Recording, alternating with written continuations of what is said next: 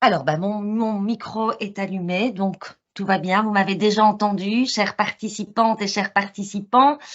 Je me présente en quelques mots. Je suis Julie Bawin, dit aussi Bawine, le plus souvent à l'étranger. Les deux me conviennent, même si en Wallonie, je m'appelle plutôt Julie Bawin. En tout cas, mon nom est prononcé de cette façon-là. J'enseigne l'histoire de l'art contemporain à l'Université de Liège et par ailleurs, dans le cadre de mes fonctions, je dirige le musée en plein air du Sartillement. Alors, je suis très heureuse d'ouvrir la première édition du webinaire consacré au musée en plein air, au parc et au jardin de sculpture. Un webinaire qui prend place en fait dans un projet plus vaste qui porte sur la muséalisation de l'art public, un projet que je conduis dans le cadre d'un crédit de recherche octroyé par le Conseil sectoriel de la recherche et de la valorisation en sciences humaines de l'Université de Liège.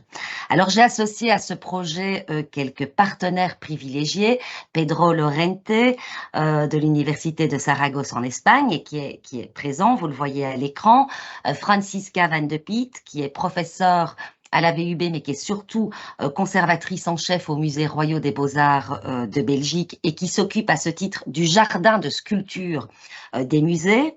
François Mérès, que beaucoup d'entre vous connaissent, muséologue, professeur à l'Université Sorbonne Nouvelle et à l'École du Louvre. Et enfin, deux collègues de l'Université de Liège qui, eux, travaillent plus directement sur l'étude des matériaux des œuvres d'art, David Strivet, professeur, et Catherine Defette, post-doctorante. Alors notre objectif avec ce projet, c'est donc de mener une étude sur les collections d'art public, sur ce que la muséalisation de l'art public implique, tant d'un point de vue historique et théorique que du point de vue des moyens qui sont engagés pour assurer notamment la pérennité de ces œuvres. Alors nous nous intéressons dans ce cadre aussi bien au parc de sculpture qu'au jardin de musée et bien entendu aussi à ces collections particulières qui vont nous intéresser aujourd'hui en particulier, les collections universitaires d'art public.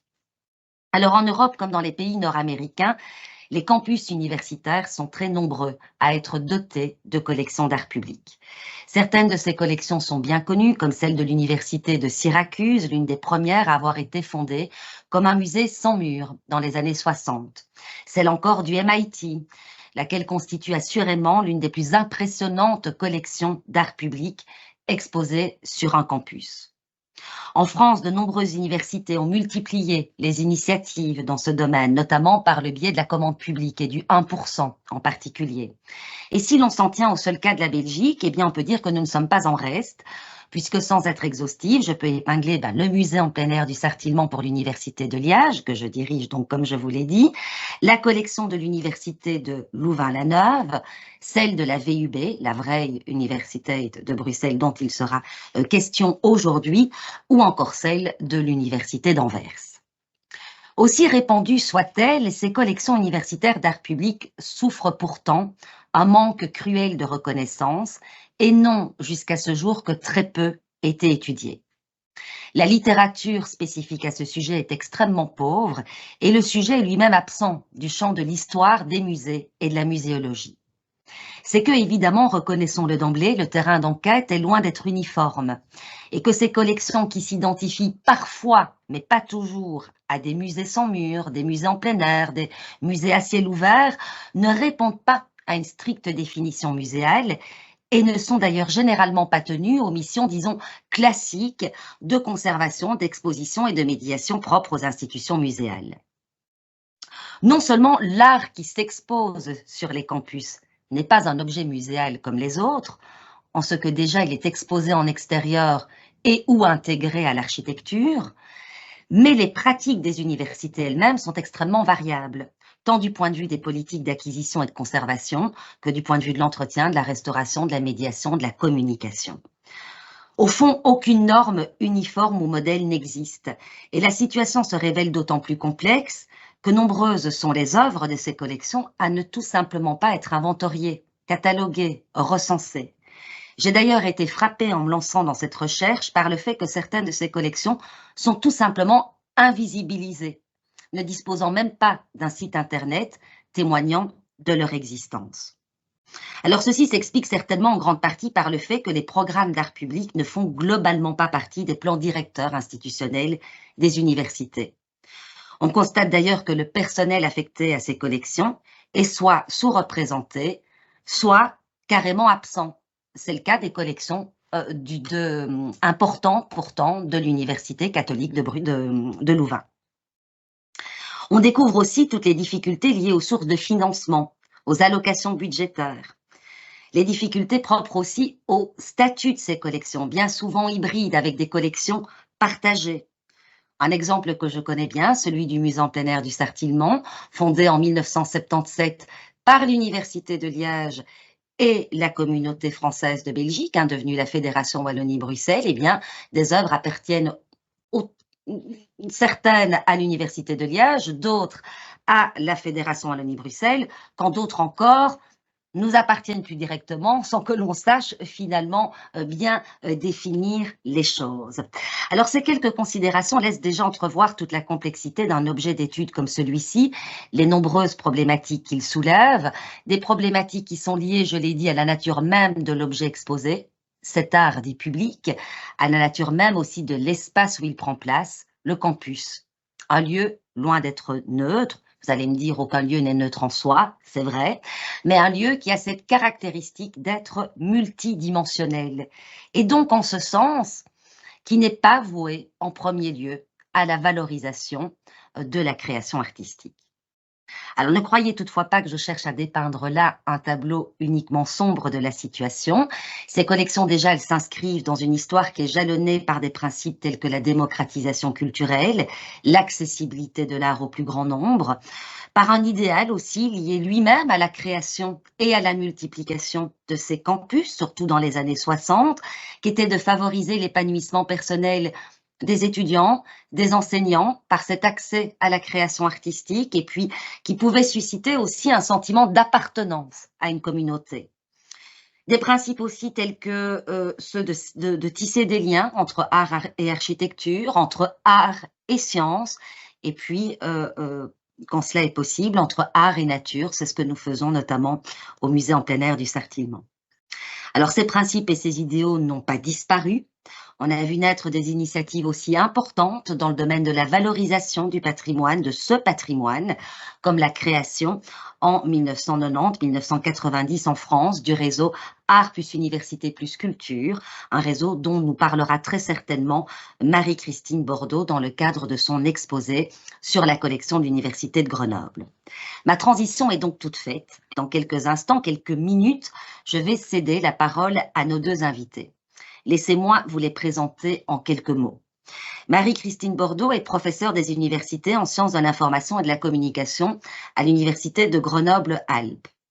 De 2008 à 2013, elle a été chargée de mission puis vice-présidente en charge de la culture et de la culture scientifique à l'Université de Grenoble. Et entre 2020 et 2023, elle a été coprésidente du réseau que je viens de mentionner, Art plus Université plus Culture. Alors, ces sujets de recherche sont extrêmement nombreux, touchent pour beaucoup d'entre eux à la muséologie, au musée, mais épinglons le fait, par rapport à la problématique d'aujourd'hui, qu'elle a récemment développé un programme de recherche sur les politiques culturelles universitaires. Björn Batten, notre deuxième invitée, est historienne de l'art.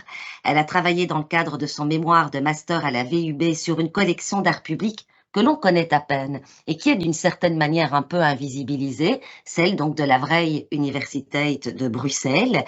Depuis lors, qu'elle a obtenu son diplôme, elle organise des concerts, mais elle est aussi curatrice freelance. Alors avant de laisser la parole à nos deux invités et de les laisser nous exposer les spécificités des collections d'art public de Grenoble et de Bruxelles, des campus de Grenoble et de Bruxelles, je voudrais encore remercier quelques personnes. Mes partenaires, bien sûr, je les ai cités tout à l'heure, mais aussi les membres du comité scientifique de ce webinaire, Yves Quin, ici présent, François Mérès, Gaël Crène, et puis je voudrais aussi remercier ma doctorante Camille Hofsumer qui m'a vraiment aidée. Je parlais de nous tout à l'heure quand nous faisions nos essais techniques. Son aide est vraiment très précieuse. Alors, ce webinaire, je veux encore dire ceci, est ouvert bien sûr à toutes et tous, des chercheurs, des professionnels du monde de l'art, du monde muséal, des amateurs, mais aussi bien sûr des étudiants. Et je suis ravie qu'aujourd'hui, des étudiants de l'Université de Liège qui suivent mon cours d'histoire de l'art public soient présents. Encore une dernière chose, j'annonce que le prochain webinaire aura lieu en octobre, à un moment où les étudiants justement auront plus de facilité à suivre un webinaire qu'au mois de juin ou pendant l'été. Il aura donc lieu en octobre 2024. Il sera placé sous la responsabilité de Pedro Lorente. Il aura trait au parc de sculpture. Mais cela ne veut pas dire que par la suite, nous ne reconsacrerons pas des webinaires à la question des collections universitaires d'art public. Vous avez l'information du site de mon service, le CHAEC. Dans la rubrique recherche, vous trouverez toutes les informations ainsi que l'enregistrement de ce webinaire puisque nous sommes enregistrés. En effet. Voilà, nous allons pouvoir laisser Marie-Christine partager son PowerPoint et lui céder la parole dès à présent.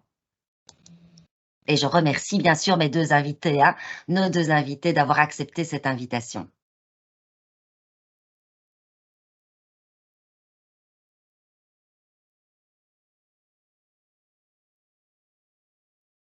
Alors, merci infiniment pour cette invitation qui m'a donné l'occasion de faire un retour sur une expérience personnelle qui est d'abord une expérience d'acteur. J'en profite pour corriger une petite faute, mais je suis sans doute à l'origine de cette petite erreur. En fait, j'ai été chargée de mission et ensuite vice-présidente en charge de la culture, non pas jusqu'en 2013, mais jusqu'en 2023. Mais j'ai dû faire une petite erreur quand je t'ai envoyé ma mini-bio, Julie. Tu as bien fait de corriger. Tu as bien voilà. Et c'est dans le cadre effectivement d'un programme de recherche plus récent et beaucoup plus large sur les politiques culturelles des universités, où je développe l'idée que les campus universitaires sont des lieux tout à fait intéressants et avancés en matière de démocratie culturelle. Finalement, ce nouveau programme de recherche me permet de revisiter une expérience qui est plutôt une expérience d'acteur. Alors, Julie l'a dit, le 1% artistique, cette loi très contraignante, est vraiment à la source de la plupart des items que l'on trouve dans les collections artistiques universitaires. Lorsque je parlerai du cas de Grenoble, vous verrez qu'il y a des particularités locales qui ne sont pas négligeables, mais que globalement, on s'inscrit d'abord dans cette politique nationale française du 1% artistique obligatoire pour les constructions publiques, y compris, et c'est moins connu, et donc il faut parfois argumenter à ce sujet, non seulement les constructions, mais également les réhabilitations et les extensions de bâtiments. Ce qui fait de la stratégie immobilière des universités, je ne dirais pas un fonds inépuisable pour la commande artistique, mais un fonds quand même très important et qui ne s'épuisera pas facilement.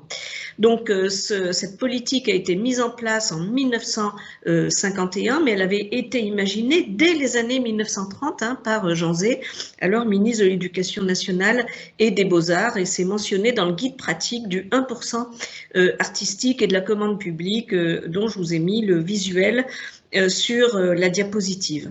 Donc, on voit que tous les campus français sont concernés en raison du développement immobilier important des campus à partir du phénomène de massification de l'enseignement supérieur que l'on peut dater approximativement dans les années 1980. En France, nous avons un opérateur important de cette commande, c'est le Centre national des arts plastiques, et localement, la représentation du ministère de la Culture en région, c'est-à-dire les directions régionales des affaires culturelles et en particulier leurs conseillers pour les arts plastiques et qui suivent de très près l'application de cette loi. En pratique, il faut rappeler que c'est la collectivité territoriale ou l'administration responsable des projets immobiliers qui sont responsables de la mise en œuvre du 1%, ce qui, vous la voit, a un certain nombre de retards, de mise à l'écart ou tout simplement d'oubli de cette disposition légale malgré son caractère obligatoire. Donc cette disposition exige aujourd'hui encore une certaine vigilance dans la mesure où à l'université sont concernés principalement deux services, le service en charge de l'immobilier et le service en charge de la culture, et ce ne sont pas deux services qui ont naturellement des relations constantes au sein de nos campus. Alors cette politique, je le rappelle rapidement, visait 3 grands objectifs, elle les vise encore évidemment, soutenir la création contemporaine et enrichir le patrimoine artistique, sensibiliser les publics à l'art de notre temps et enfin, entrer en dialogue avec un lieu, c'est-à-dire favoriser des créations artistiques fondées sur ce dialogue. Alors il faut rappeler que d'une manière très concrète, c'est pour ça que c'est intéressant d'avoir connu cette procédure comme acteur, le 1% artistique, ça peut représenter des budgets assez considérables, souvent autour de 100 000 euros. Hein, mais ça couvre tous les frais, de la procédure de mise en publicité, c'est-à-dire le fait de dédommager les artistes non retenus à l'issue de la 2e phase, hein, jusqu'à la communication et à la médiation des œuvres. Ce qui finalement représente des rémunérations artistiques peu élevées, voire très peu élevées pour les créateurs. Pour vous donner un ordre d'idée, sur des budgets à Grenoble d'environ 100 000 euros, il était bien rare qu'un artiste soit rémunéré au final pour plus de 10 000 euros, alors que le travail de l'artiste est un travail continu qui s'étend sur une période longue et avec toutes sortes de précautions à la fois artistiques et techniques qui doivent être tenues avec rigueur jusqu'au bout et que les services en charge de l'immobilier assurent de manière assez hétérogène. Alors cet inconvénient, il est compensé par au moins 3 aspects. Ces fonds pour la création issus de projets immobiliers, eh bien ces fonds constituent un apport régulier puisqu'il y a une dynamique immobilière récurrente. Il faudra quand même modérer ce premier point parce que je n'entrevois pas aujourd'hui de gros programmes immobiliers pour nos campus, d'une manière générale, hein, à une échelle nationale. Et à mon avis, pour l'avenir, on va surtout jouer sur des réhabilitations et des mises aux normes techniques et des mises aux normes correspondant aux normes environnementales. Donc, il y a un risque d'oubli et d'élision de la procédure obligatoire dans ce cadre-là. Le deuxième aspect, c'est l'enjeu de visibilité dans l'espace public. Il est certain que cette commande apporte aux artistes l'occasion de montrer leur démarche et leur savoir-faire dans un espace public très visible, très visité et avec des services culturels présents dans toutes les universités qui tous s'attachent à valoriser ce patrimoine artistique. Et le troisième aspect, c'est le haut niveau de validation artistique qui est lié à la vigilance exercée par les DRAC. Et pour avoir participé à plusieurs jurys dans le cadre du 1% artistique, je peux vous dire que les DRAC sont très attentives au niveau de qualité artistique. Donc pour un artiste, être un artiste du 1%, entre autres voies de commande publique, ce n'est pas du tout quelque chose qui est considéré comme un travail alimentaire. Il y a une vraie légitimité de ce travail. La dimension participative, je le dirai plus tard, mais elle est a priori assez naturelle dans les campus. Elle est prise en compte plus tardivement dans le 1% artistique grâce au programme Nouveau Commanditaire de l'Art qui a été développé en France par la Fondation de France de 1990 à 2022 et qui a été étendu à d'autres pays, dont la Belgique. Un certain nombre de 1% universitaires qui ont été créés dans ce cadre peut être cité, mais il y en a assez curieusement pas beaucoup. On n'a pas beaucoup de programmes nouveaux commanditaires de l'art dans les campus. Je peux citer un des plus intéressants, l'œuvre de Pierrick Saurin, Binge Drinking, qui a été créée entre 2001 et 2011 avec l'université de Lille. Et peut-être que l'explication de cette rareté, elle est dans cette date quand même assez approximative que je vous donne, 2001-2011. Il se peut que le cadre des nouveaux commanditaires soit mal adapté à la durée d'une procédure de 1% artistique qui effectivement peut durer 10 ans, puisque aux alentours de 10 ans, puisque le comité artistique doit être défini et réuni dès les premiers documents officiels concernant le programme immobilier.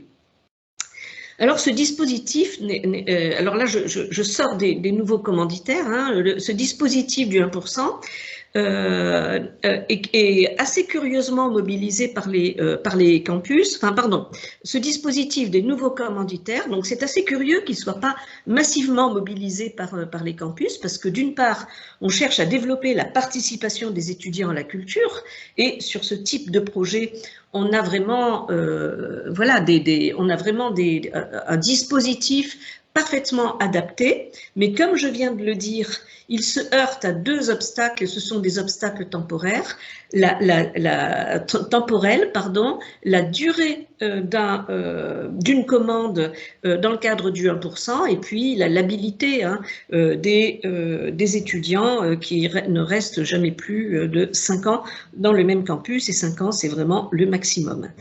Et puis, autre paradoxe, on dispose d'équipes de recherche en art, en sociologie de l'art, dans les campus, a priori compétentes et a priori intéressées pour observer et accompagner intellectuellement ces démarches. Et là, je ne sais pas, chers collègues, ce que vous pourrez en dire, mais ça a été une de mes déceptions en tant que vice-présidente en charge de la culture, c'est que il est très difficile, en fait, d'intéresser nos collègues à ce patrimoine, qu'il soit artistique et aussi qu'il soit scientifique. Alors, il y a une exception notable sur laquelle j'ai fait cette petite diapo, c'est que la coexistence du 1% artistique et son usage dans l'enseignement supérieur et ces ressources que nous avons dans l'université, parfois, ça peut très bien s'articuler, et c'est le cas du diplôme d'université de l'Université de Lille qui a été créé en 2020, faire œuvre comme on fait société, donc vous reconnaissez le slogan hein, des nouveaux commanditaires de l'art, donc un diplôme d'université en formation continue sur 5 mois, qui existe toujours. Je vous ai mis le visuel de la brochure 2020-2021 parce que je le préfère à la brochure 2024, mais ce DU existe toujours. Et donc, on voit comment ça peut susciter une énergie en recherche et en formation, mais je vais appeler ça une exception notable. Alors, ce patrimoine est par définition fortement ancré dans les politiques et les dynamiques d'aménagement des campus. Je citerai simplement 3 exemples. Le premier est emprunté à Dijon et il est bien décrit dans cet ouvrage de 2009 dirigé par Philippe Poirier, dont je ne sais pas, étant donné que je ne vois que mon écran, s'il a pu nous rejoindre. Dans les années 2010, on a un ouvrage de l'Université de Montréal sous la direction de Christina Cameron, Claudie Déhomme et Nicole Valois.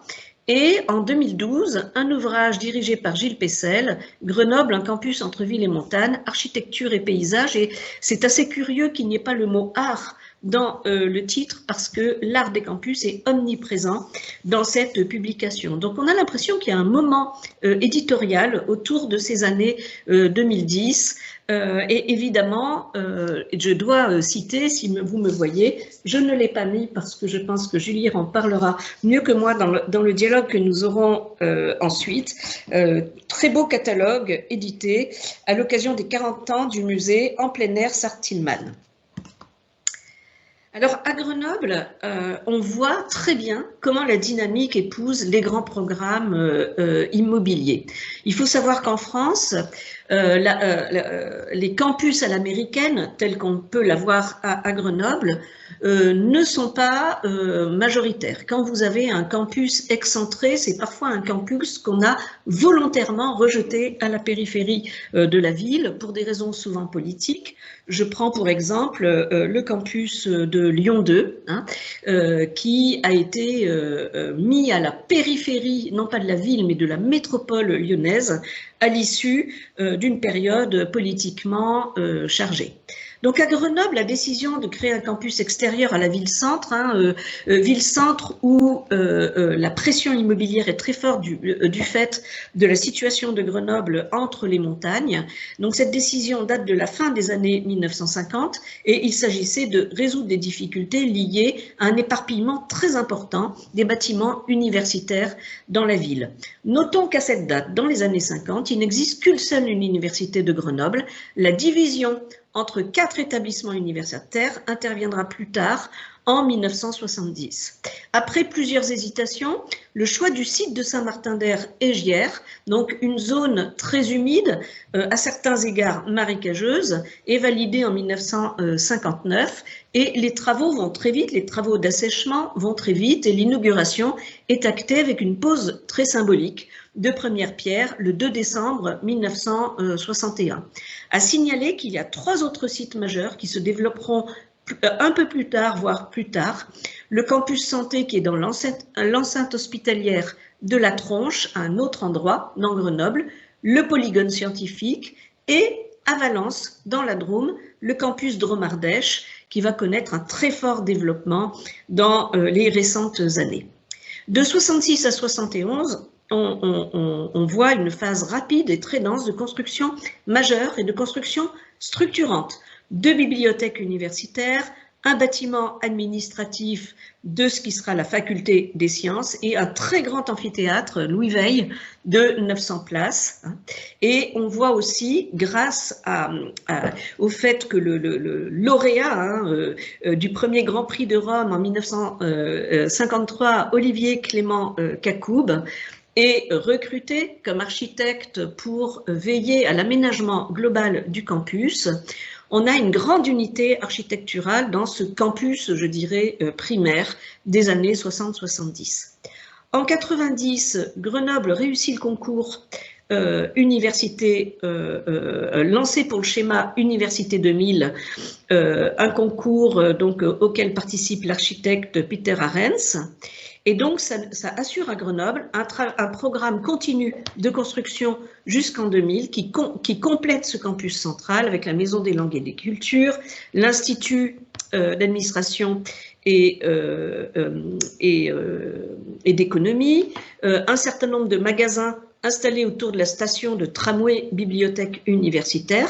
Il faut savoir que notre campus est un campus traversé par le trajet du tramway depuis toujours, au point que on a pu appeler pendant plus de 20 ans la politique culturelle universitaire s'appelait un tramway nommé culture. Vous comprendrez évidemment l'allusion cinématographique.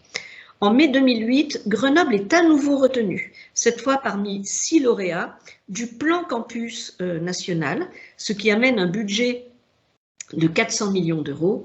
Et enfin, en 2011, Grenoble figure parmi les lauréats de l'opération Campus 2025, avec de très nombreuses nouvelles constructions qui représentent aujourd'hui à peu près un tiers de la surface construite du campus, mais selon un modèle économique assez singulier, qui a été très critiqué par les syndicats et par les organisations étudiantes, un modèle public-privé, puisque l'argent de cette opération Campus provient de la vente des parts de l'État dans EDF. Et la vente de ces parts de l'État est gérée par la Caisse des dépôts et consignations.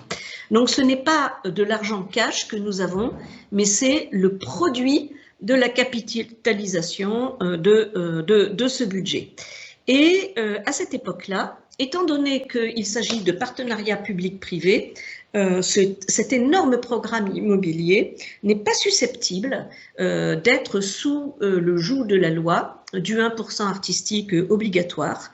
Et nous avons, sur la proposition de l'architecte du campus de l'époque, Claude Schwarzmann, que j'ai relayé en tant qu'élu à la culture auprès de tous les établissements, nous avons fait voter par les conseils d'administration de tous les établissements à l'unanimité le principe d'un 1% artistique volontaire, ce qui a permis de dégager un budget assez considérable de 690 000 € pour la commande artistique pour l'ensemble du site. à cette époque-là, nous commençons à réfléchir à notre difficulté à gérer un budget aussi énorme et nous engageons des démarches qui nous conduiront à recruter un directeur artistique dévolu à la mise en œuvre de l'opération Campus pour l'achat des œuvres d'art. Alors, je me suis amusée à faire sur les 67 œuvres qui sont répertoriées sur un site que je vous citerai tout à l'heure. Nous en avons plus de 75 œuvres dans notre collection d'art public, mais 67 sont aujourd'hui répertoriées. Et j'ai regardé ce que nous avions décennie après décennie. Les années 60 sont indubitablement parmi les plus riches, puisque nous avons 13 œuvres commandées sur 67 œuvres répertoriées. Je vous en ai mis 3. Et la troisième, une œuvre de 62, mais qui a été installée dans le campus seulement en 2017, puisqu'elle est issue de la démolition d'une église. C'est pour montrer qu'une collection d'art public, elle peut s'enrichir d'œuvres anciennes dans des démarches tout à fait contemporaines. Et personnellement, je suis très heureuse et très fière que nous ayons non pas seulement 3 œuvres de Pierre Zekeli dans le campus, mais une 4e et qui est vraiment admirable. Donc, on voit bien hein, cette ambiance des années 60 avec ces 3 visuels. Pour les années 70, ce sont des années encore très riches en commandes artistiques et là, ça suit tout à fait hein, cette effervescence immobilière. Et je vous ai mis 3 exemples, dont le plus connu, le plus emblématique du campus, c'est La Cornue de Calder, une œuvre de 74, et dont je souhaite rappeler qu'à ce moment-là, l'œuvre coûtait trop cher par rapport au budget qui avait été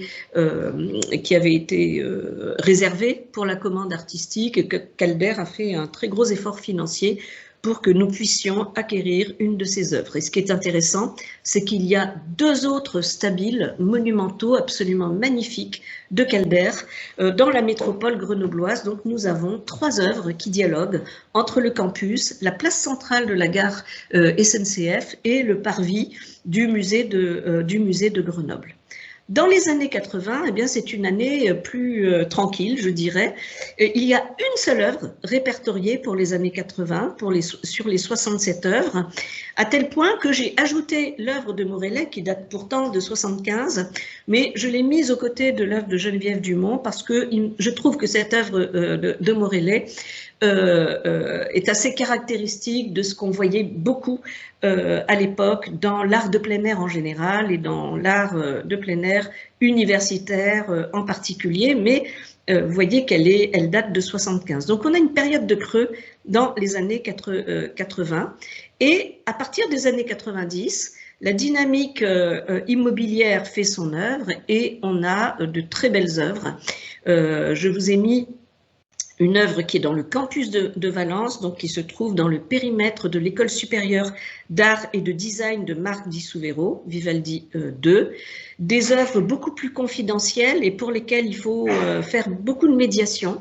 L'œuvre de François Deck, Faire le chemin en marchant, et les 4 œuvres, enfin les 4 installations autour d'arbres fruitiers, autour d'un arbre. Là, vous en voyez une de Jean-Luc Villemout, réalisée entre 96 et 98.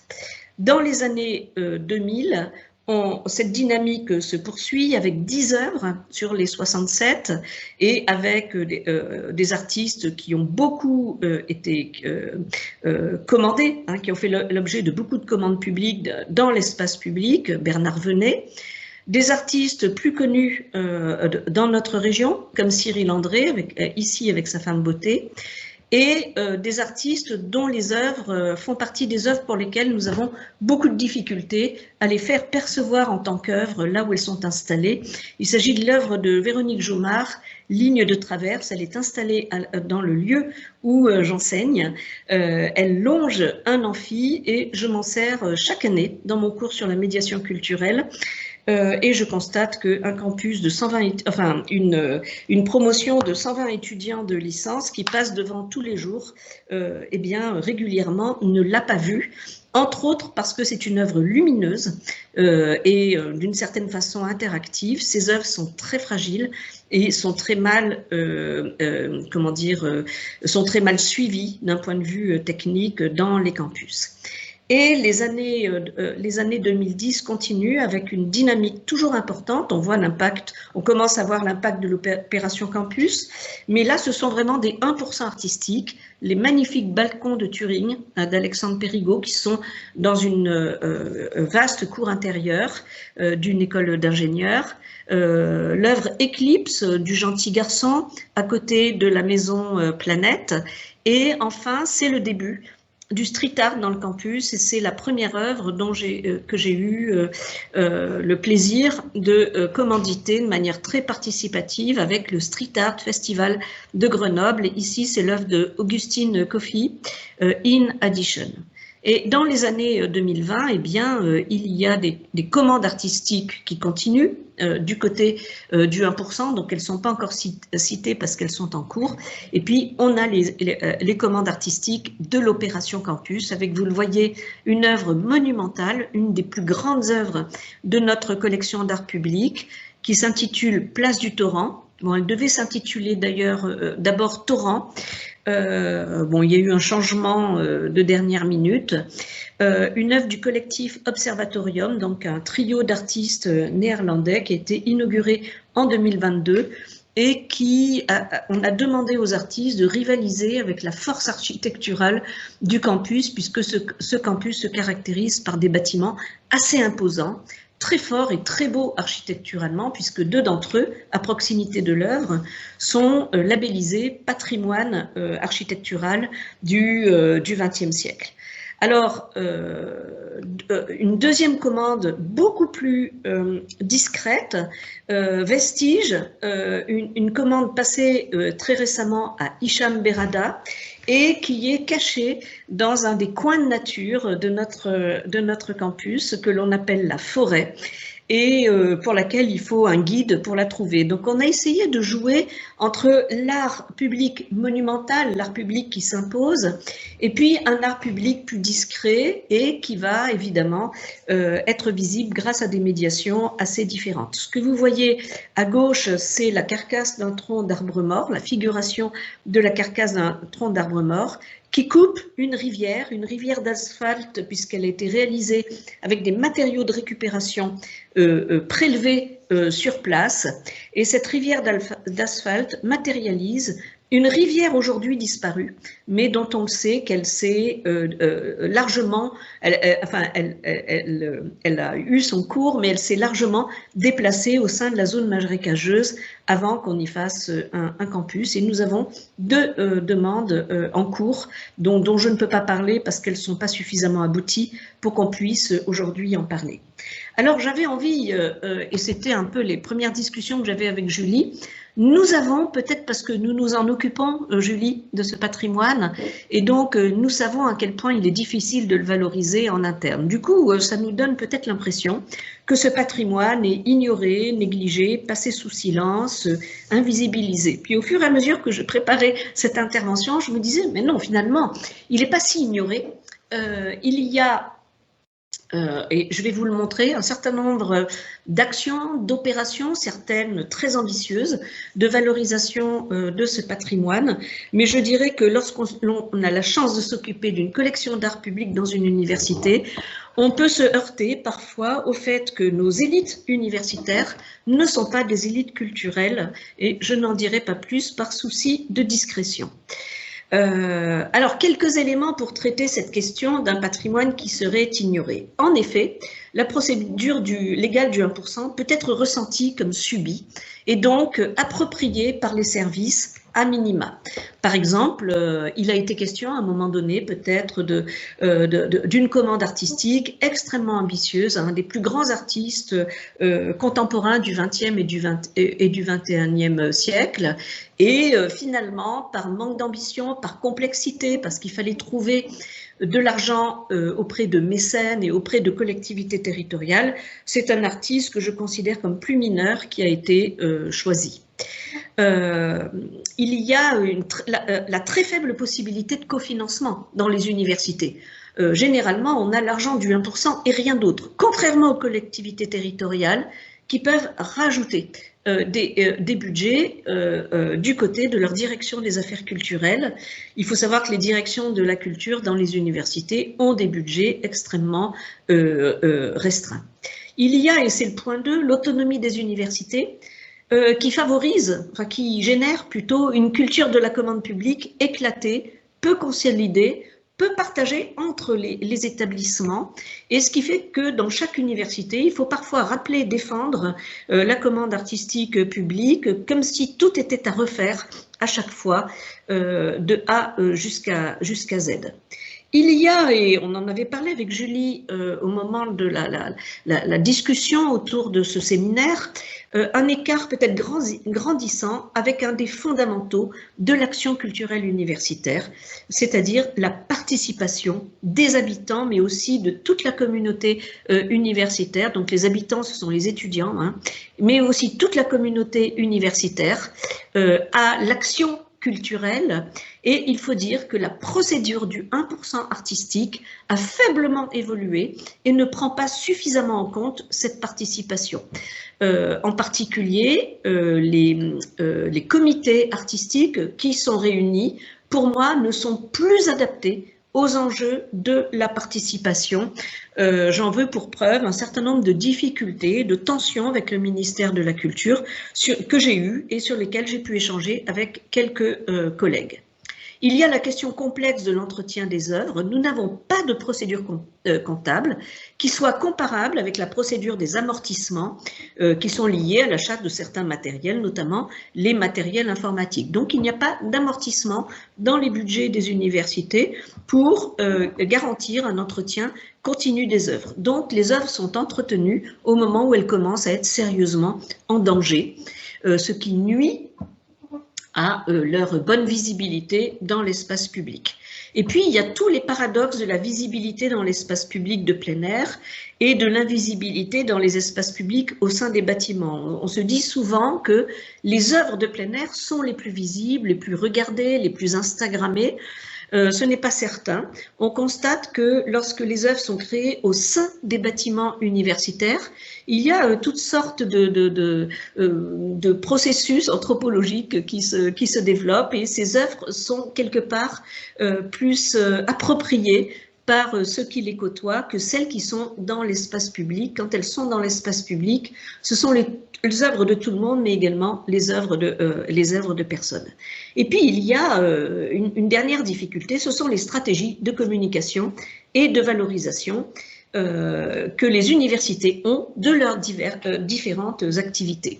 Et il est clair que le chemin dans lequel nous sommes depuis 15 ans vers de très grandes universités intégrées, de rang mondial, aspirant au classement de Shanghai, fait passer très clairement au second, voire au troisième ou cinquième plan l'art public dans les campus. Et il est difficile de faire valoir le fait que cet art public permet pourtant une communication esthétique et positive autour des universités, mais il est clair qu'il n'y a pas d'enjeu identitaire des très grandes universités aujourd'hui autour de cet art public. Alors, contrairement à ce que je m'apprêtais à dire au moment où je commençais à réfléchir à cette intervention, il y a pourtant une mobilisation nationale et locale qui est réelle. Donc là, pour le moment, Julie, j'ai fait 31 minutes. Est-ce que j'ai encore 5 bonnes minutes? Oui, absolument. Merci. Merci. Alors, je vais commencer par le niveau national, mais ça ira plus vite parce que c'est très illustré. Le réseau professionnel dont j'ai longtemps fait partie et dont j'ai été coprésidente ces 2 dernières années, AUC, donc qui regroupe des élus et des services en charge de la culture dans les établissements d'enseignement supérieur, s'est mobilisé de longue date sur la commande publique artistique. Et je vous donne 2 exemples à l'appui. Alors, il faut dire que ce sont les seuls exemples importants. On va trouver d'autres exemples, mais plus disséminés dans des publications d'AUC, mais on a quand même 2 publications d'AUC entièrement dévolues à ce sujet, celle de Daniel Mauger et Fabienne Chancrin et Thierry Dufresne, donc c'est datant de 95, Art Architecture Université, publié auprès du réel, et il s'agit des actes du colloque des 16 et 17 juin 1994 à Grenoble, un colloque national sur l'art, l'architecture et les campus. Et enfin, une autre publication, donc là, dans le cadre des nouveaux cahiers d'AUC, donc qui est une série de publications spécifiques à AUC, dédiées à l'art, l'université, la culture, plus le 1% artistique. Et cette publication fait suite au colloque de l'Université de Rennes 1, colloque qui s'est déroulé les 9 et 10 novembre. Et ce sont des colloques hybrides, professionnels et académiques, et c'est ça qui est très intéressant. Au niveau national aussi, c'est moins connu, c'est pour ça que je me permets de faire une diapositive là-dessus. Une commande artistique commune à tous les établissements d'enseignement supérieur en France qui mettent en œuvre le 1% artistique, donc autant dire tous, et qui a été dialoguée avec le Conseil, avec le ministère de la Culture, le CNAP, et soutenue par les nouveaux commanditaires de l'art. Et c'est une commande à l'artiste Wesley Meurice. Et cette œuvre, The Public Art Center, dans cette œuvre-là, Wesley Meurice imagine un musée fictionnel, mais qui est en fait bien réel, un peu dans la lignée du musée d'art moderne de Marcel Brothers. Et dans cette œuvre, il répertorie le patrimoine artistique des universités sous la forme de montage et de collage. Et il aboutit ainsi à une œuvre des œuvres qui met en abîme les œuvres d'art public des universités. Alors cette œuvre, elle peut être réactivée chaque fois que quelqu'un la demande, elle est conservée au Centre national des arts plastiques, et si on l'emprunte, eh bien on peut puiser dans la collection assez importante qui est à l'origine de cette œuvre, et d'apporter un regard à chaque fois singulier sur ce que c'est que le patrimoine artistique des universités. Donc une œuvre intelligente, une œuvre participative dans sa conception de départ, mais qui reste participative à chacune de ses occurrences. Au niveau local, à Grenoble, on a eu 2 temps forts de mobilisation autour du patrimoine artistique universitaire, mobilisation qui s'ajoute évidemment au colloque national de 94 que j'ai précédemment cité, un colloque que j'ai organisé en 2013, la politique culturelle universitaire en question, où nous avions abordé plusieurs questions, notamment la double question du patrimoine artistique, excusez-moi pour la petite faute, et scientifique universitaire. Et ce colloque a fait l'objet d'une publication dans le cadre d'un hors-série de l'Observatoire des politiques culturelles en 2014. Et j'avais pris soin qu'il y ait un atelier spécifiquement dédié à notre patrimoine artistique et scientifique, parce que je savais qu'il y avait un risque non négligeable que ce patrimoine n'apparaisse pas dans les préoccupations des acteurs, la politique culturelle étant souvent dominée, ça et là, à l'université comme ailleurs, par les discours et les besoins du spectacle vivant. Et donc, on avait pris soin d'avoir un atelier dédié qui a eu des prolongements importants dont je parlerai à la toute fin de mon intervention.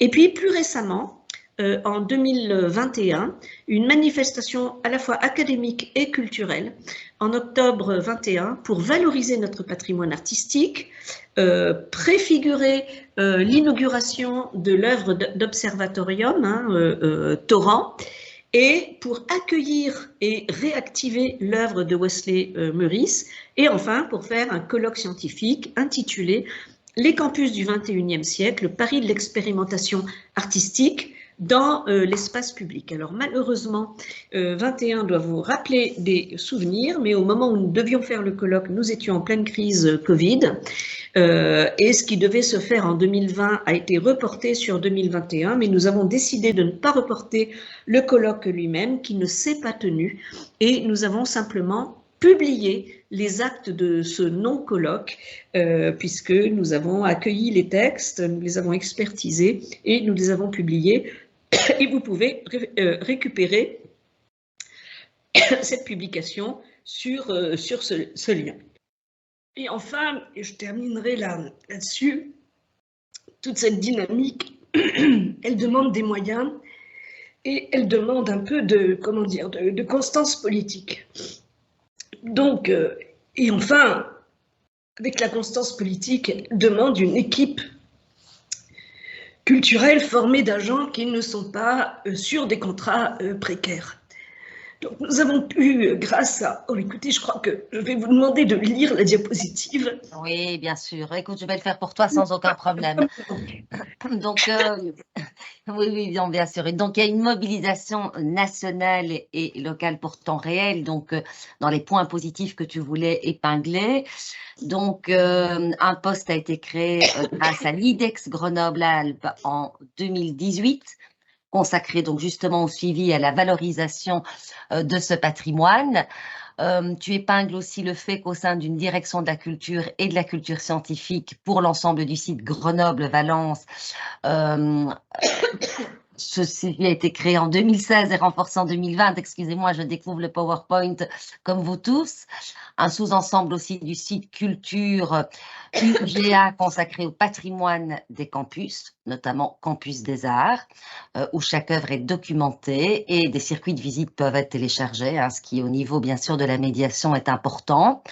Tu soulignes aussi la collaboration avec l'Office du tourisme de Grenoble, ce qui me semble effectivement une bonne chose. Nous y avons aussi pensé pour le musée en plein air du Sartillement et cet effort permanent pour inscrire le patrimoine, bien sûr, dans la vie étudiante et de campus, donc les partenaires, bien sûr le personnel, enseignants, tous ceux qui travaillent et qui empruntent régulièrement ces campus.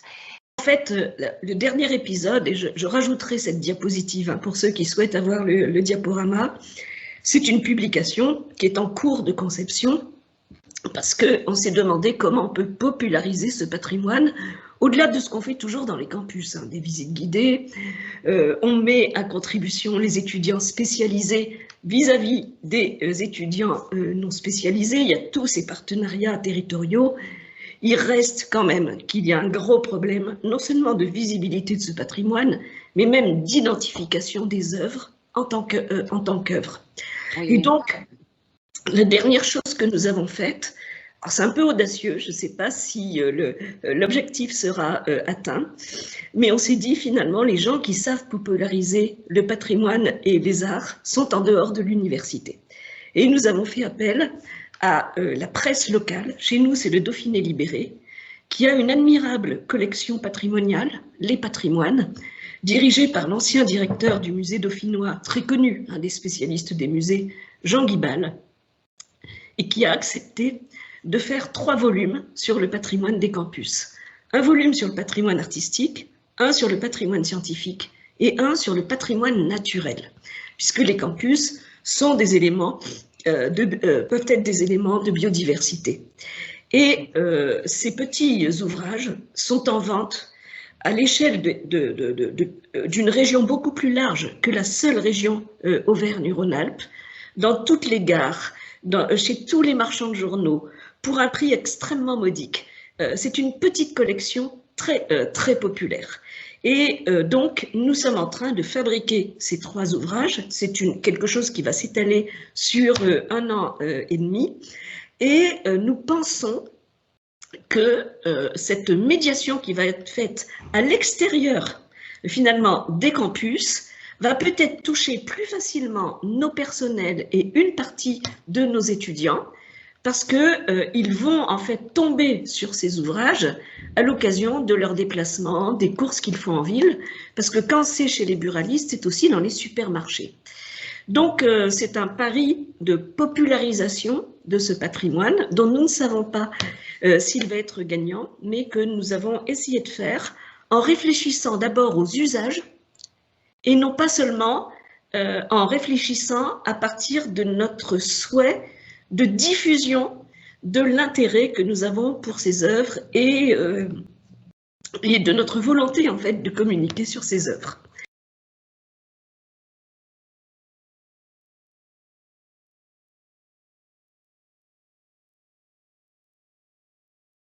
Björn Batten va nous parler à peu près une demi-heure, c'est ce qu'elle t'avait signalé, de la collection de la Vrije Universiteit de Bruxelles. Et je remercie Björn aussi de tenter le français, qu'elle maîtrise bien sûr, mais Björn, il n'y a aucun problème si à un moment donné c'est plus facile pour toi de dire certaines choses en anglais, on le comprendra tout à fait.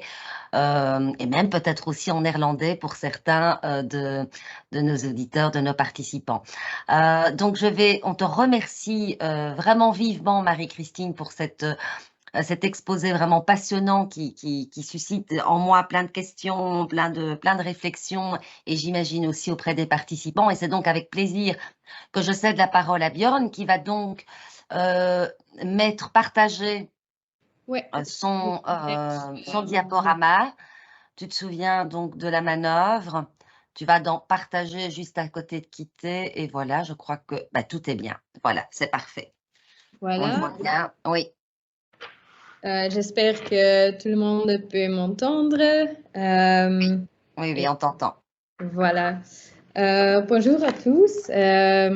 Merci à Julie pour la petite introduction. Comme Julie a déjà dit, je ne suis pas francophone, je parle le néerlandais, mais je fais de mon mieux pour faire toute cette présentation entièrement en français.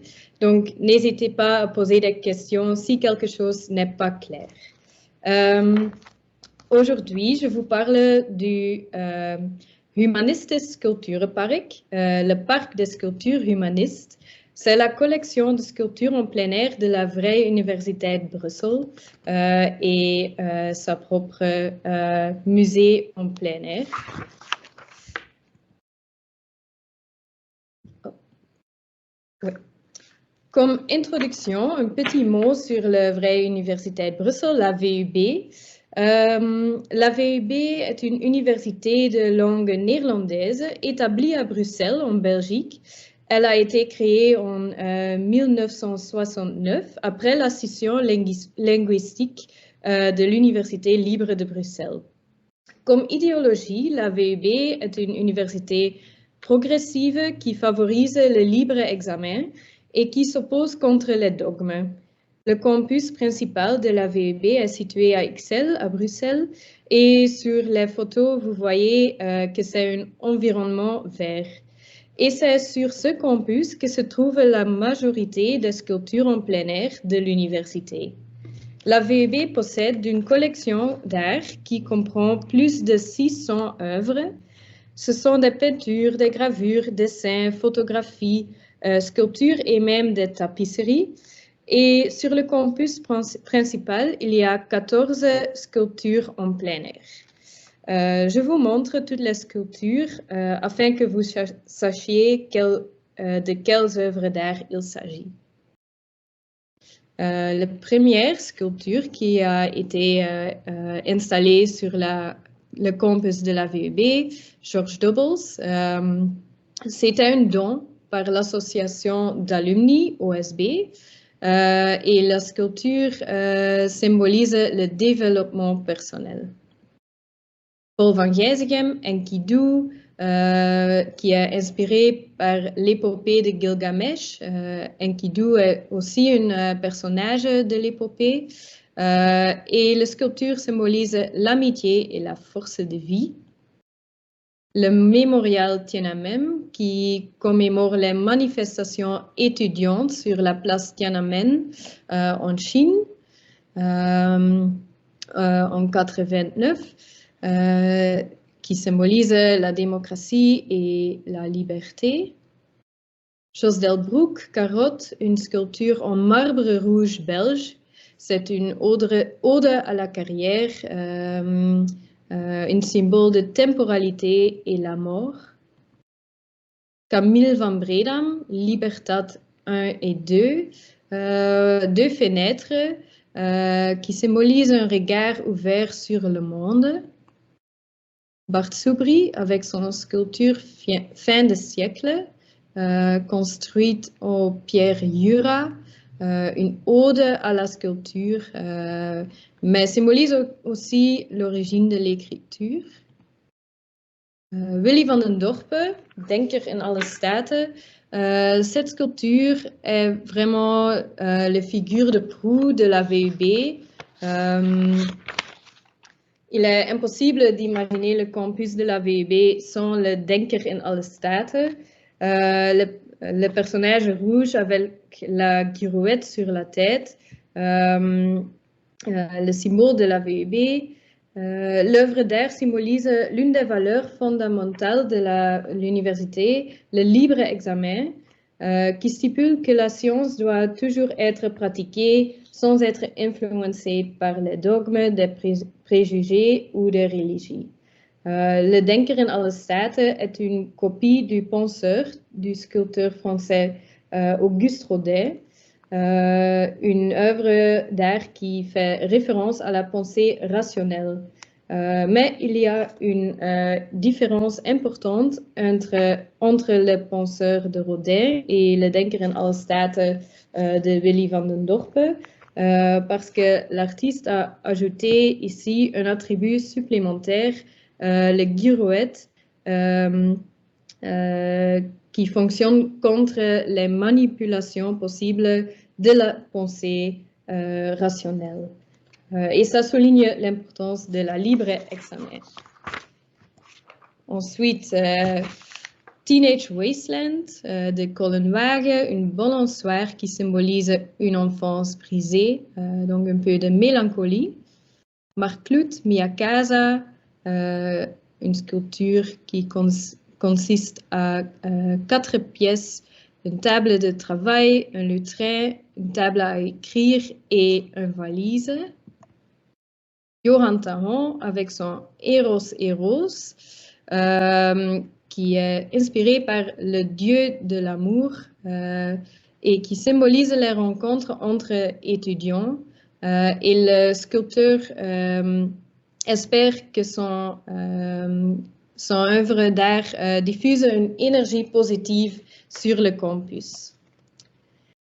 Red Noyer de Nick Erving, une sculpture qui est installée à côté de la piscine de l'université, qui symbolise aussi l'eau, le mouvement, la vitesse, la technologie en général. Et l'artiste veut laisser une impression positive avec son sculpture. Jean Bilquin de Stap, qui commémore la fondation de la VUB, aussi la valeur de libre pensée, mais en général, cette sculpture symbolise un nouveau début. Monument van Troost, de Philippe Aguirre et Otegui, une œuvre d'art qui symbolise compassion et confort, parce que le VUB a promis de devenir une université solidaire, et cette sculpture fonctionne aussi comme un lieu de réflexion pour tout le monde qui cherche du confort dans les temps difficiles. Et la dernière sculpture, Power, de Étienne de Smet, 2 points qui symbolisent l'amitié, mais aussi le pluralisme des opinions. Voilà, maintenant vous voyez quelle sculpture se trouve sur le campus de la VUB. Et maintenant, je parle un peu de mon recherche scientifique. Pendant la période 2018 jusqu'à 2020, je poursuivais un master en histoire de l'art à la VUB. À ce moment-là, le parc des sculptures humanistes ou het Humanistisch Sculpturenpark n'existait pas encore comme musée en plein air. Les sculptures se trouvaient sur le campus sans information visible et sans aucune explication pour les visiteurs du campus.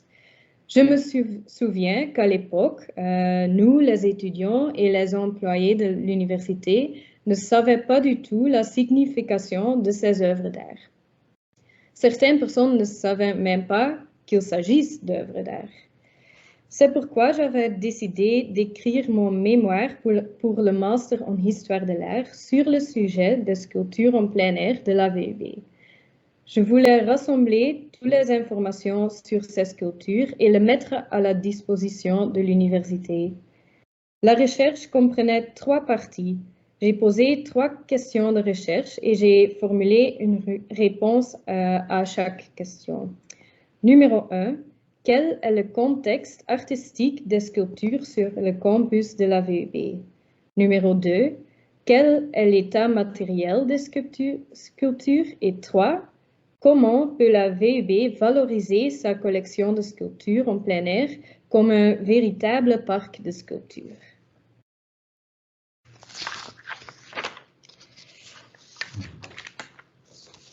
Donc, dans la première partie de recherche, j'ai écrit sur le contexte de chaque sculpture.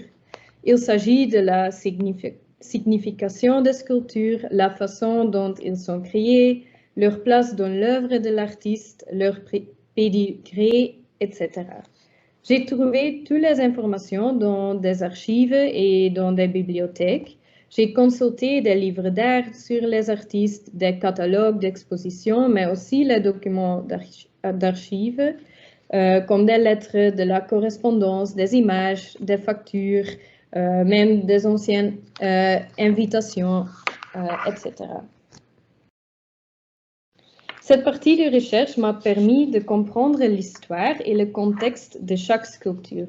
Ça faisant, j'ai aussi découvert quelques thématiques récurrentes dans la collection de sculptures en plein air. Par exemple, plusieurs sculptures symbolisent d'une manière ou d'une autre les valeurs idéologiques de la VUB. Il s'agit du principe du libre examen et une attitude libérale, humaniste et antidogmatique. Une deuxième thématique est la fonction éducative de la VUB qui encourage le développement personnel de ses étudiants, ses chercheurs et de ses employés. L'objet de la deuxième partie de mon recherche était d'identifier l'état matériel des sculptures sur le campus de la VUB. Je voulais identifier leurs faiblesses et proposer des mesures à prendre pour la conservation des objets d'art. Pour faire ça, d'abord, j'ai créé un modèle d'analyse pour examiner l'état des sculptures. Ensuite, j'ai écrit un rapport pour chaque sculpture avec les données factuelles sur leur état matériel et leurs faiblesses identifiées. Je vous montre quelques exemples des faiblesses matérielles que j'avais constatées chez les sculptures.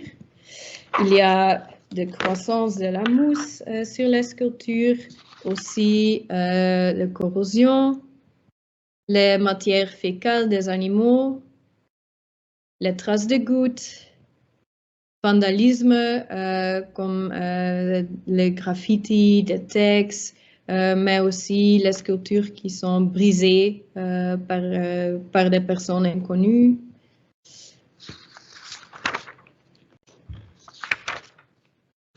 Les conclusions des rapports d'État m'ont permis d'écrire quelques directives de conservation pour permettre à la VUB d'entretenir les sculptures. Ce sont des directives pratiques pour conserver les sculptures en plein air. Pour la collection en totalité, j'ai souligné la nécessité d'avoir un plan de conservation parce que l'université n'a pas un plan de conservation officiel. Pour les sculptures individuelles, j'ai proposé une approche individuelle avec des directives concrètes pour leur conservation. J'ai décrit comment chaque faiblesse et chaque dégât peut être traité. Dans la troisième partie de mon recherche, j'ai mis le focus sur la valorisation des sculptures en plein air de la VUB. Comment mettre en valeur les sculptures qui sont déjà là en faveur de l'université? En réponse à cette question, j'ai proposé de transformer les sculptures en un véritable musée en plein air. Pourquoi le choix pour la proposition de musée en plein air? Le campus est un espace public. C'est librement accessible pour les visiteurs. Il s'agit déjà d'un environnement vert qui sert comme un parc. Et les sculptures et leurs messages sont importants pour la communauté universitaire. Pour cette partie de recherche, j'ai consulté le International Directory of Sculpture Parks and Gardens. C'est un database du Birkbeck University of London qui regroupe des informations sur les parcs de sculpture, mais aussi les jardins de sculpture, les sculptures en plein air dans les collections universitaires et les promenades de sculpture. Dans ce database, j'ai cherché tous les exemples des parcs de sculpture universitaires. Ensuite, je trouvais 42 exemples mondiaux des universités avec des sculptures en plein air sur leur campus. J'ai analysé leur approche et sélecté quelques good practices qui pourraient également être introduites aussi sur le campus de la VUB. Comme conclusion, j'ai proposé quelques mesures pratiques que la VUB pourrait prendre pour réaliser un véritable musée en plein air. Par exemple, les mesures que j'avais proposées étaient de choisir une image pour le musée, décider comment le profiler, penser à l'accessibilité de la public, la diffusion d'informations pour la public, les mesures pour l'éducation du public, mettre le parc de sculpture en faveur de la communauté universitaire et aussi des directives pour la gestion des sculptures.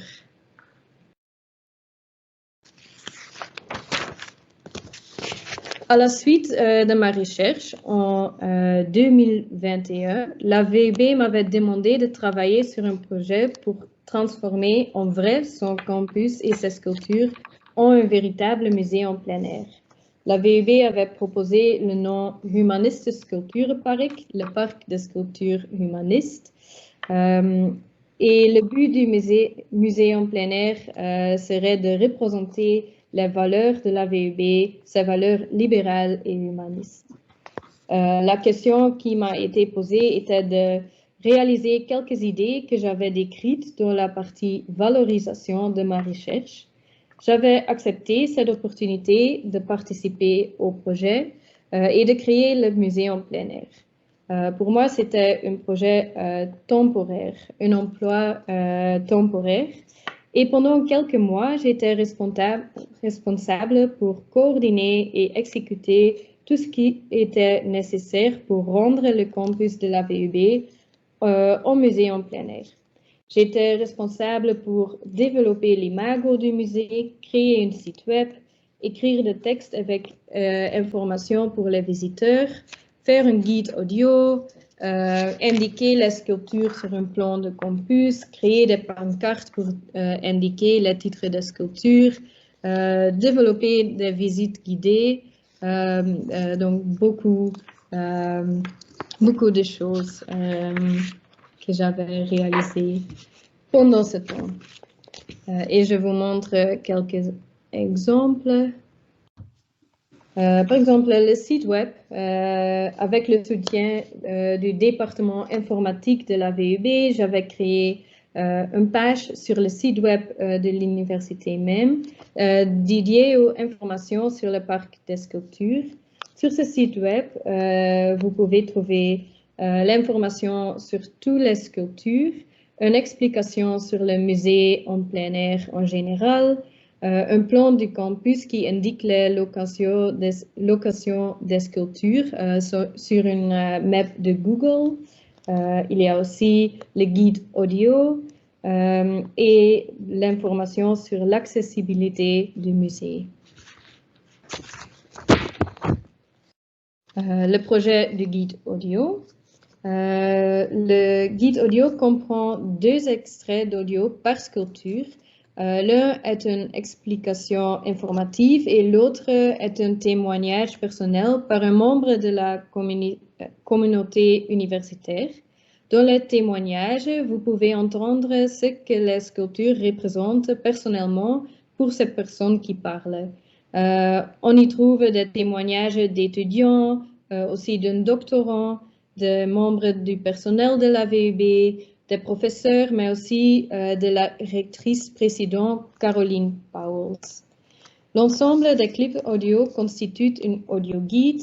Les visiteurs ont une expérience optimale du parc de sculpture quand ils utilisent des écouteurs et écoutent les extraits audio par scanner le code QR avec leur smartphone. Comme ça, il n'est pas nécessaire de lire des informations, mais on peut absorber tranquillement les informations tout en regardant les sculptures. J'ai créé aussi la signalisation sur place. À côté de chaque sculpture, une pancarte était installée. Il contient quelques informations, par exemple le nom d'artiste, le titre d'œuvre et un petit mot d'explication. La pancarte contient aussi le code QR qui renvoie les visiteurs au site web et le guide audio. Les pancartes sont très importantes parce qu'ils indiquent qu'il s'agit d'une œuvre d'art, parce que beaucoup de visiteurs de campus ne savaient pas que les sculptures sont faites des œuvres d'art. Et les pancartes sont produites avec le soutien du département Marketing et Communications de la VUB, qui sont implémentés leur propre style, le style de la VUB avec les couleurs, le bleu et l'orange. Et on fait...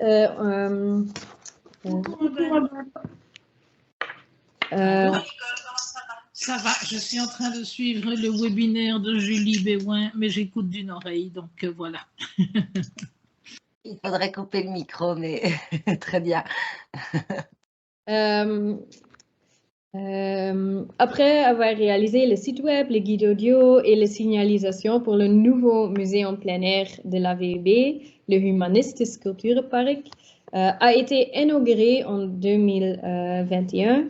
Le vernissage était organisé par le VUB avec le soutien de Mens Nu, c'est une association libérale. Et après cette inauguration, mon mission temporaire concernant le Humanistische Sculpturenpark avait pris un fin. Depuis juillet 2021, je ne suis plus responsable pour ce projet et cette situation présente une difficulté pour le musée en plein air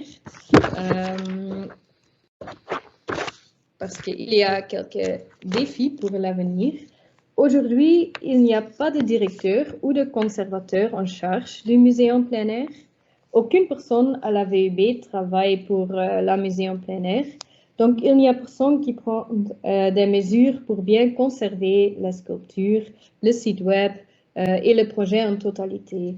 Par exemple, quand quelque chose doit être ajusté ou ajouté au site web, qui va le faire? Un autre exemple, comme vous voyez dans l'image, beaucoup de pancartes sont vandalisées et détruites par des visiteurs au campus qui va l'entretenir et acheter de nouveaux pancartes quand c'est nécessaire parce que sans la maintenance, les pancartes deviennent illisibles. Il n'y a pas une politique de conservation pour les sculptures en plein air, pour l'entretien général des sculptures et leur environnement. C'est surtout le département d'infrastructure de l'université qui intervient de temps en temps, mais il y a un manque d'expertise dans le domaine d'art quand il y a besoin d'une restauration, par exemple. Comme j'avais conclu dans ma recherche, plusieurs sculptures sont en mauvais état. Je prends par exemple l'Enkidu, une sculpture en bronze, une sculpture dont la corrosion est si grave que les jambes de figure sont en risque de briser. Mais qui va faire des choix importants concernant la restauration de cette sculpture? Ça, c'est la question. Comme conclusion, je suis très heureux que j'ai effectué mon recherche sur ces sculptures et je suis aussi heureux pour l'opportunité que j'avais reçue de la VUB pour travailler sur le projet du Humanistische Sculpturenpark. Mais ça me rend triste de voir qu'il manque d'attention de la VUB pour l'avenir de son propre musée en plein air. J'espère qu'ils osent investir dans le projet, par exemple par recruter un conservateur qui peut assurer l'avenir du musée en plein air Humanistische Sculpturenpark. Et pour finir sur une note positive, un petit projet futur. Cette année, l'association de Mens Nu publiera un livre sur le Humaniste Sculpturenpark avec des images et des textes sur les sculptures et sur le sujet d'art public en général. Je contribue au livre en tant qu'auteur à côté des autres et je suis heureux avec cette initiative parce que avec le livre, l'histoire du musée en plein air sera partagée avec le public et c'est pas complètement oublié. Mais j'espère que l'université même va aussi encore investir dans le projet et pas seulement les associations comme de Mens Nu qui sont en fait externelles, qui ne sont pas de l'université même. Et voilà, je suis au fin de mon présentation et je vous remercie à écouter. Merci beaucoup, Björn, pour ce bel exposé qui complète bien, je trouve, celui de Marie-Christine Bordeaux, hormis le fait que voilà, ce sont deux campus, deux collections différentes, on l'aura compris, en termes de sélection d'œuvres, en termes même de nombre d'œuvres. On voit qu'effectivement, ici, vous avez joué un rôle très très important dans la tentative de valorisation de cette collection et que les problématiques que vous posez, mais elles ont été aussi posées par Marie-Christine Bordeaux, restent quand même fondamentalement les mêmes, reviennent toujours. Mais en même temps, voilà, on voit que des perspectives sont là et que on peut compter sur quelques exemples qui fonctionnent, mais même à l'international et même pour des collections extrêmement riches dans tous les sens du terme, eh bien, c'est un patrimoine qu'il est vraiment difficile de valoriser pour des tas de raisons et qui ont été évoquées par vous deux, pointées par vous deux.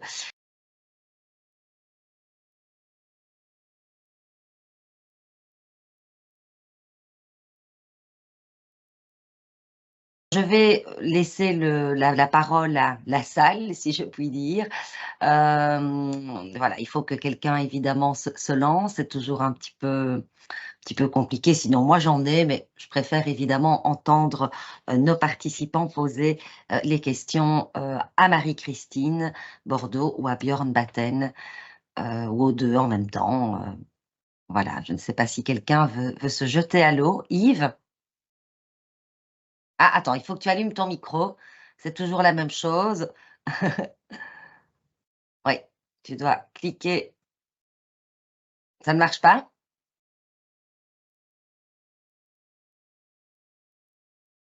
C'est en Non. haut à droite. C'est en haut, donc juste à côté de partager. Tu vois, donc tu as quitté, partagé, donc ne quitte pas. Et tu as ton microphone qui est là. Tu ne parviens pas à l'allumer? Sinon, tu peux toujours poser ta question dans le chat, hein, dans la conversation, qui est la première icône. Mais c'est étrange que tu n'arrives pas à te reconnecter. Non, apparemment non, parce qu'on ne t'entend pas, Yves. Est-ce qu'en attendant que Yves Ouinquin puisse retrouver le moyen d'allumer son micro, est-ce qu'il y aurait quelqu'un d'autre qui aurait envie de poser la première question?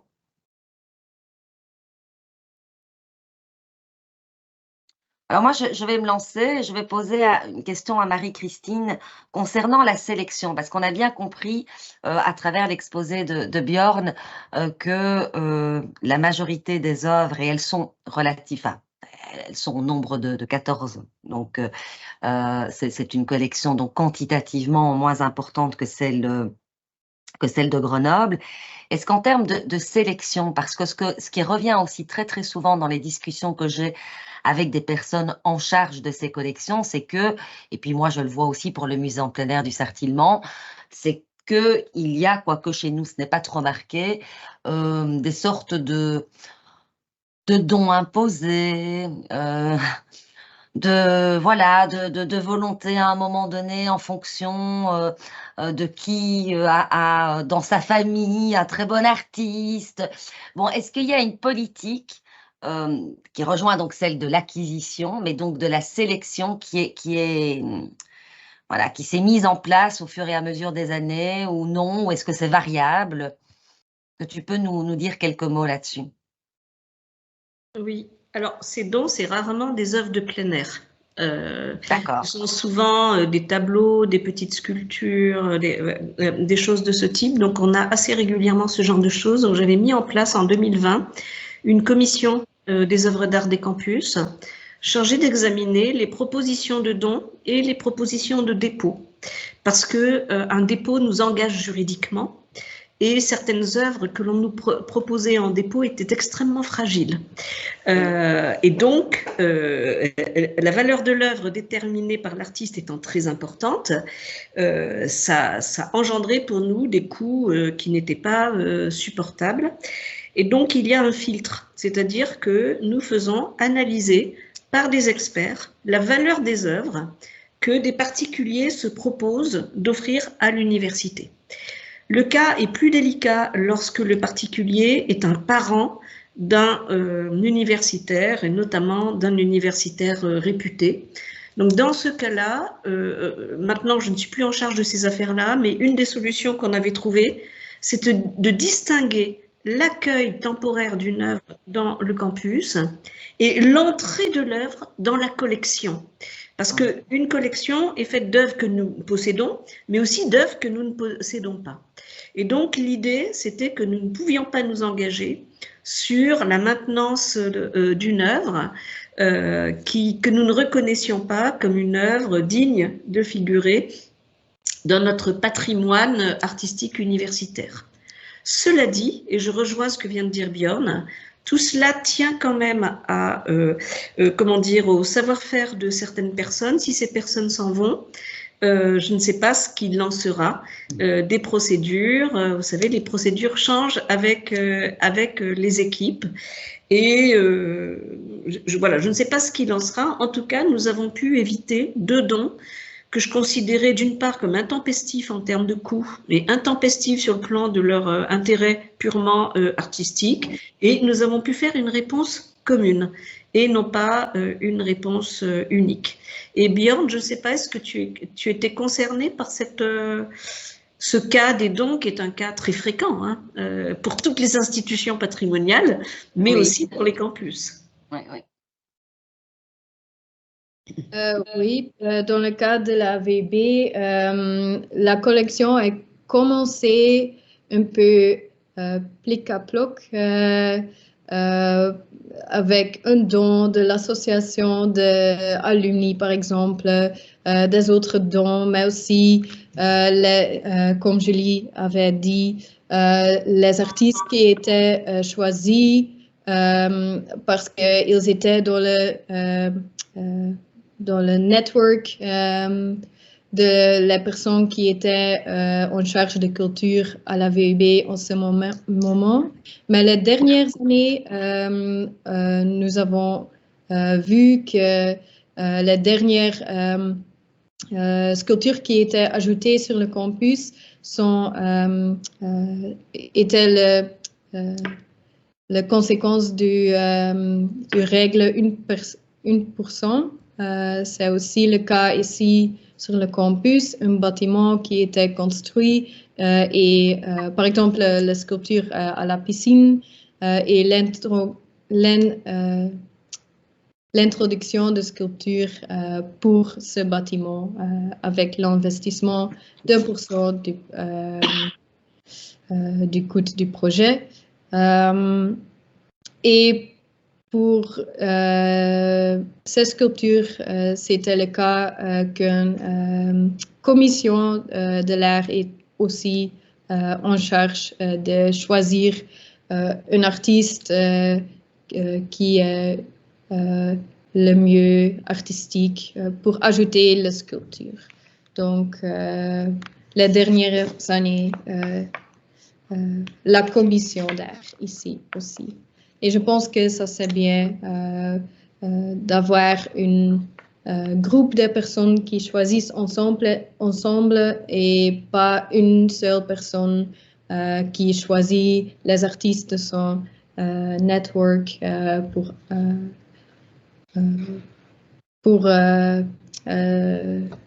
l'université. Voilà. Oui, ça rejoint peut-être une question qui est posée dans le chat, mais avant de la poser, je voulais rebondir sur ce que vous venez de dire toutes les deux. Il est clair que moi, je faisais allusion aussi à un networking qui n'est pas toujours bien informé. Je pense qu'effectivement, et ça a un rapport avec la question qui est posée ici, je vais la poser du coup, serait-il donc de Claudine Simard, qui travaille ici à l'Université de Liège pour le pôle muséal et culturel, qui demande s'il serait imaginable, envisageable de faire participer la communauté universitaire à la sélection des œuvres avec lesquelles ils vont cohabiter. Donc là, c'est intéressant cette question et vous entendre. Moi, je peux quand même peut-être donner un élément de réponse parce que je suis quand même concernée aussi. Je crois que c'est important effectivement d'ouvrir, mais trop ouvrir peut constituer aussi un danger parce que tous n'ont pas le même rapport à l'art d'une manière générale et encore moins à l'art dans l'espace public. Et donc, par exemple, la VUB en est un beau témoignage. Moi, je suis heureuse qu'en tant que directrice de musée, on ne m'ait pas imposé jusqu'alors, et qu'on ne l'ait pas d'ailleurs imposé à mes prédécesseurs, que des œuvres illustrent nécessairement les valeurs de l'université. Quand bien même ce sont des valeurs nobles, progressistes et auxquelles pratiquement tout un chacun tient. Je pense que ça peut, moi, mon point de vue, mais je vais quand même laisser d'abord parler Marie-Christine Borto et Björn Batten parce que ce sont nos deux invités.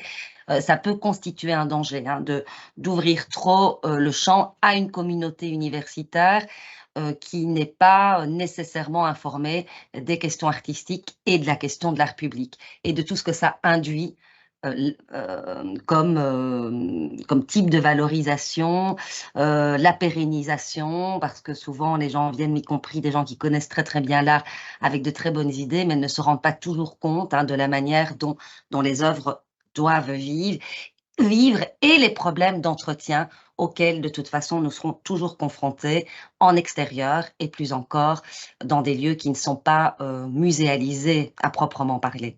Voilà, c'était ce que je voulais dire, mais je laisse la parole à Björn et à Marie-Christine. Marie-Christine, peut-être en premier. Avant de répondre, je signale que je pense qu'Yves a dû régler son problème de micro. Ah, je vois que, voilà, donc tu vas pouvoir après, prendra la prochaine question, pouvoir après interagir autrement que par écrit avec nous.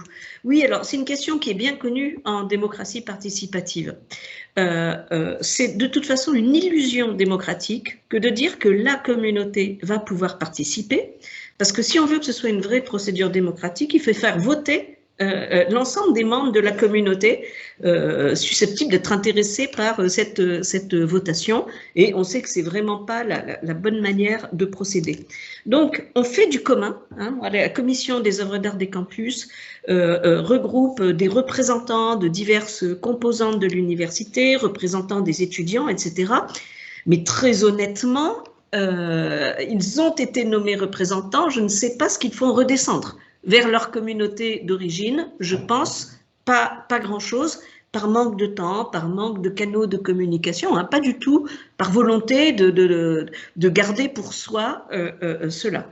Donc effectivement, c'est intéressant d'associer des personnes d'horizons divers, spécialistes, non spécialistes en art, à condition que ça se passe d'une manière formative.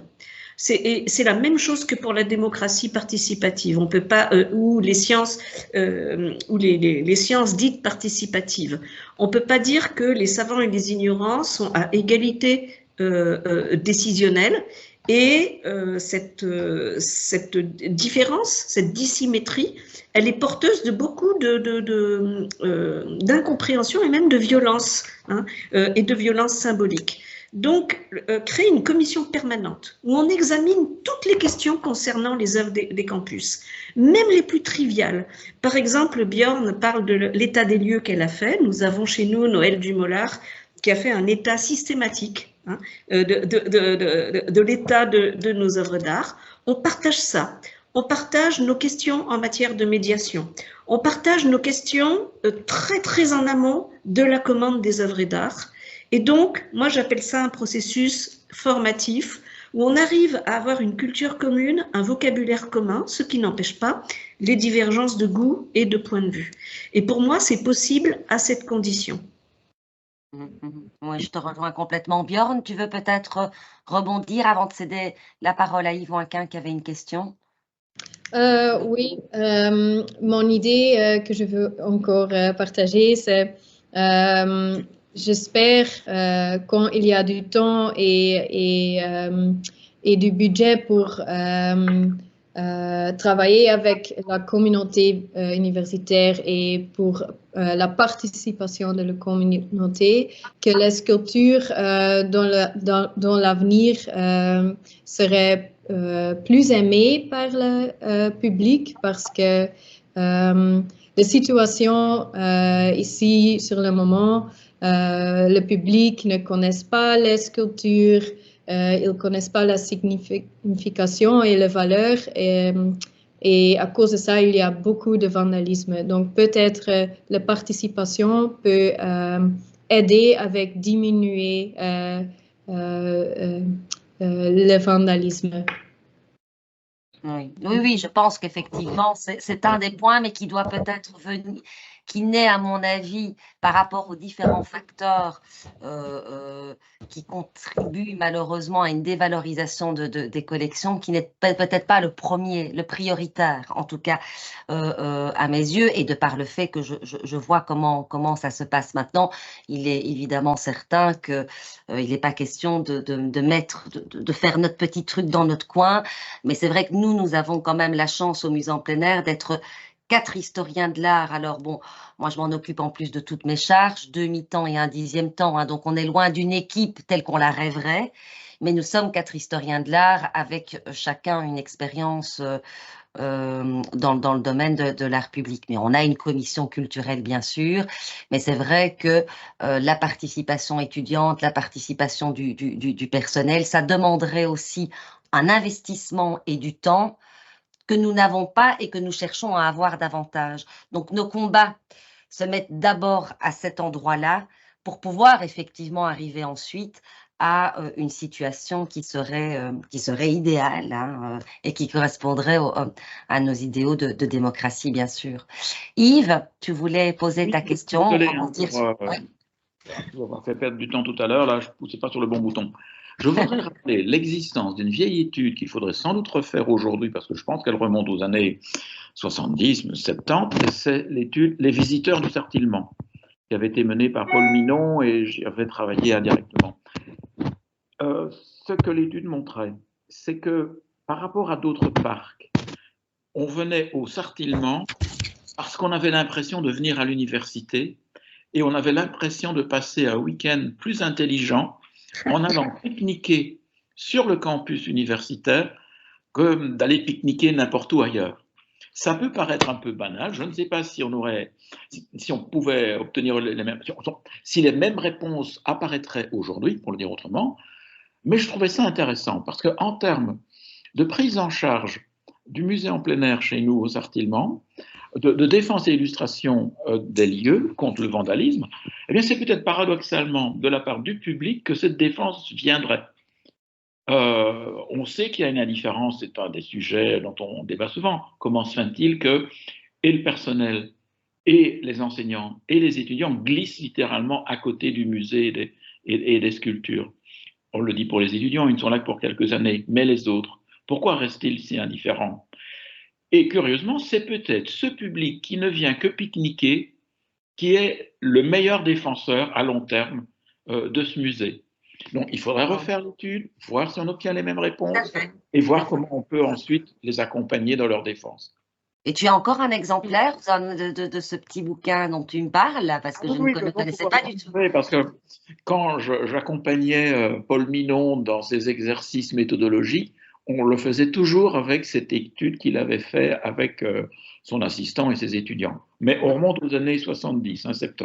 Oui, c'est pas la même période, mais en tout cas, ça pourrait inspirer. C'était une ambiance en quelque sorte. Tu vois, c'était Mais ça reste un lieu, et c'est pour ça que le rapport aussi avec l'Office du tourisme, hein, Marie-Christine, tu y faisais allusion, ou même Bjorn, hein, d'association qui est externe à l'université, peut vraiment être... on a essayé, nous, avec notre équipe, bon, malheureusement, il y a eu aussi des changements politiques qui ont fait que ça n'a pas abouti, mais on sait qu'il y aurait moyen de développer aussi tout cet aspect en proposant même des balades à vélo, hein, sport, nature, art, et puis bien sûr, en dehors de ça, sciences et arts la plupart du temps, puisqu'on est sur un campus universitaire, mais les promeneurs du week-end, même si, et là on est face à un cas parce que pour l'instant, la plupart des artistes qui viennent nous proposer des projets les proposent à l'intérieur, pour des raisons évidemment aussi de coût. Hein. Une œuvre à l'intérieur va coûter aussi bien sûr moins cher qu'une œuvre à l'extérieur. Mais évidemment, les week-ends, si on a une œuvre qui est dans un bâtiment, il est fermé et donc ils n'y ont pas accès. Donc dans nos plans de balade, ça nous ennuie un peu. Et puis de toute façon, on veut rester un musée qui expose des œuvres à l'extérieur, même si on considère que nos œuvres intégrées à l'architecture, y compris donc quand elles sont à l'intérieur, font partie absolument de notre collection d'art public. Parce que c'est un art qui est public, qui est gratuit, qui est accessible à tout un chacun, sauf évidemment heure de fermeture des auditoires quand le campus s'éteint un peu. Mais c'est vrai que c'est un public qui est fondamental pour un musée comme le nôtre, pour Grenoble aussi, où je vois. Et alors, le point commun entre nos musées, mais entre la majorité, en fait, des collections publiques universitaires, c'est le lien avec la nature. Hein. Oui. Et ça, même si les gens ne comprennent rien, c'est pas grave, ils sont dans un environnement qu'ils estiment intelligent. Un peu comme nous, touristes, on va se balader sur le campus de Harvard et on se dit, on se balade à Harvard, quoi. Il y a de ça. Oui, il y a de ça, c'est sûr. Est-ce qu'il y a des questions, d'autres questions, peut-être par chat si certains préfèrent, ou enfin via le chat, ou alors les étudiants, il y aurait Tania? Vous pouvez y aller, on vous écoute. On vous écoute. Tania Bourges? Ah, c'est peut-être pas votre nom complet. Vous avez levé la main, donc on vous donne la parole, mais vous n'arrivez peut-être pas à allumer votre micro aussi. C'est vrai qu'à mon avis, il y a les habitués du Zoom et ceux qui sont moins habitués à Teams. Et donc, on cherche le micro. Bon, alors je vais vous laisser chercher pendant que peut-être d'autres questions. On a encore 10 bonnes minutes. Moi, je voulais rebondir sur bien sûr. Oui, sur la remarque d'Yves à laquelle, j'ai pas du tout fait cette réflexion-là, mais je me rappelle avoir été très touchée par l'enthousiasme de la directrice de ces petites collections du Dauphiné libéré, qui quand même, ça se situe dans un autre environnement que le nôtre, et l'admiration qu'elle avait pour ses œuvres, très sincère, où elle me disait « mais ça peut intéresser plein de gens ». Et j'étais très heureuse que ce soit elle qui le dise et pas moi, parce que je me disais, si c'est moi qui le dis, je fais de l'autopromotion. Et en fait, l'enthousiasme qu'elle a eu à accepter notre proposition de coéditer avec elle, ça m'a montré que le regard des autres a tout à fait son intérêt et qu'il faut aller déplacer ce patrimoine dans des endroits où on ne le voit pas, par exemple au supermarché, et que c'est peut-être en allant au supermarché à côté du campus qu'un étudiant va voir dans un présentoir quelque chose qu'il a vu tous les jours et qu'il n'a pas identifié comme étant du patrimoine artistique. Il a certainement identifié comme étant de l'art, mais peut-être pas quelque chose qui le concerne. Et c'est la même chose pour les personnels qui sont peu vecteurs chez nous d'organiser eux-mêmes des promenades dans le campus, parce que pour eux, le campus, c'est d'abord un lieu de travail. C'est pas un lieu de promenade au sein de la nature, dans un environnement intelligent.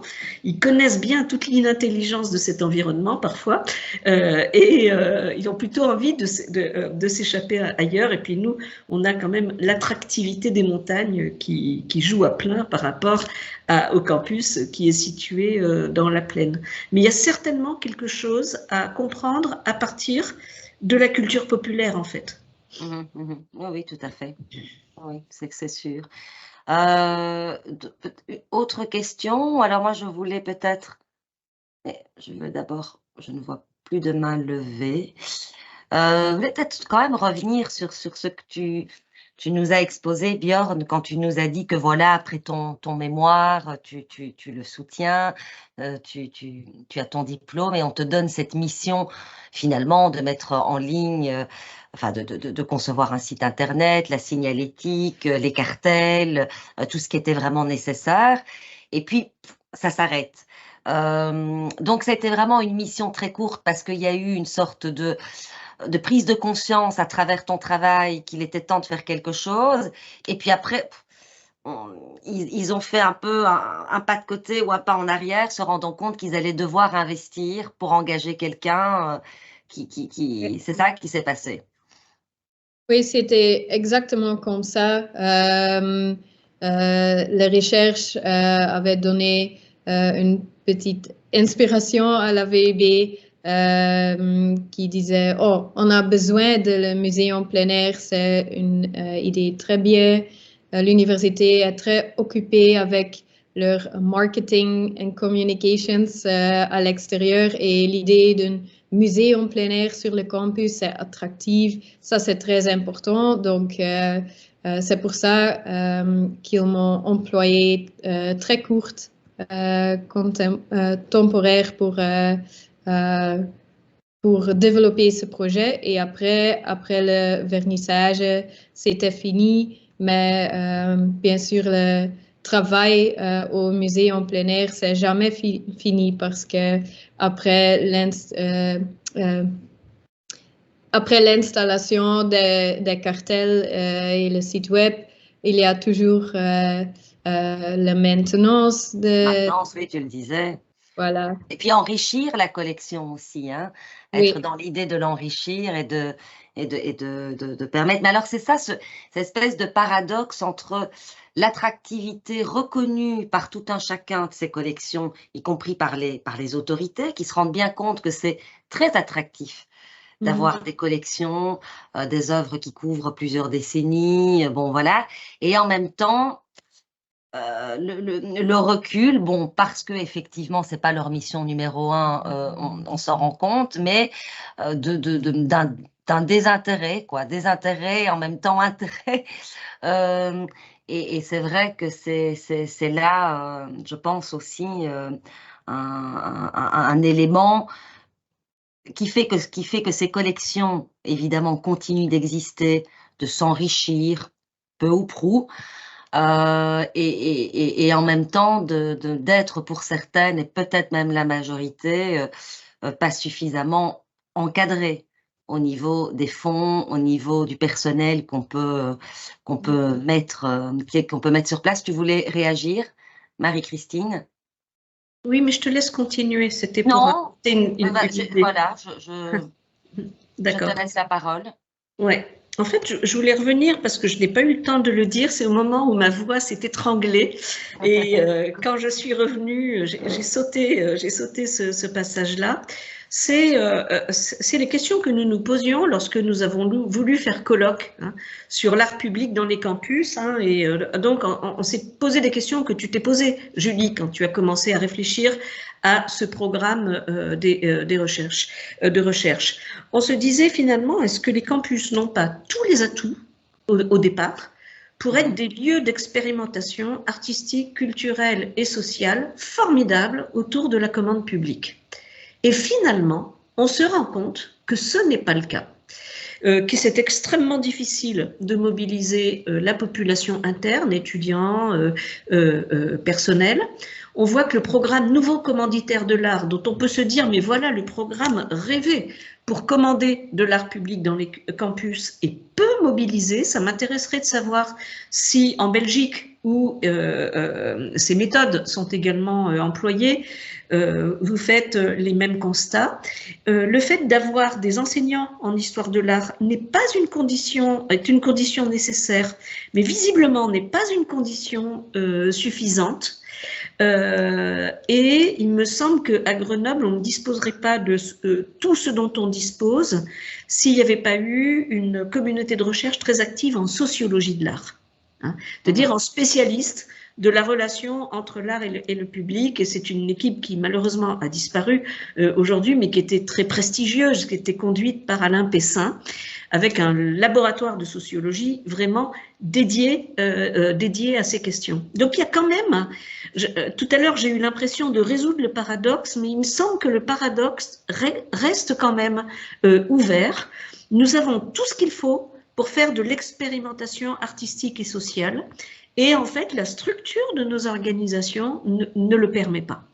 À chaque fois on soulève. Et le rôle des individus est là encore plus important, parce qu'il l'est toujours. Je dis toujours à mes étudiants, vous vous intéressez à un musée, à une politique muséale, intéressez-vous aux individus qui, à un moment donné, ont lancé une politique particulière, parce que il faut certainement pas penser que le musée, comme ça, dans son ensemble, décide d'une voie à prendre. Mais c'est vrai, plus particulièrement pour l'art public, et Karine Foll, qui est présente ici et qui s'occupe de la cellule art public à Bruxelles, je ne sais pas si je dis bien l'intitulé, Karine, fait cette remarque et pose cette question dans le chat.